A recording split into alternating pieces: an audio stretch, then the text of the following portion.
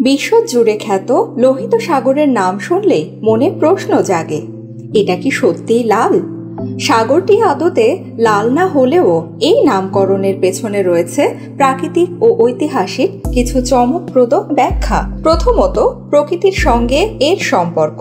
লোহিত সাগরের জলে বিভিন্ন প্রজাতির একটি শৈবাল ট্রাইকোডেসিয়াম এরিথ্রায়াম বেড়ে ওঠে। এই শৈবালগুলো ফটোসিনথেসিসের সময় পানিতে লালচে বা বাদামি আভা সৃষ্টি করে, যা কখনো কখনো সাগরের জলকে লালচে দেখায়। প্রাকৃতিক এই বৈশিষ্ট্যের কারণে সাগরটির নাম লাল সাগর বলে ধারণা করা হয়। অন্যদিকে ঐতিহাসিক ও সাংস্কৃতিক দিক থেকেও লোহিত সাগরের নামকরণের একটি ভিত্তি আছে। প্রাচীন মধ্যপ্রাচ্যের ভাষায় বিভিন্ন দিক নির্দেশনা বোঝাতে রঙের ব্যবহার প্রচলিত ছিল, যেখানে লাল নির্দেশ করত দক্ষিণকে।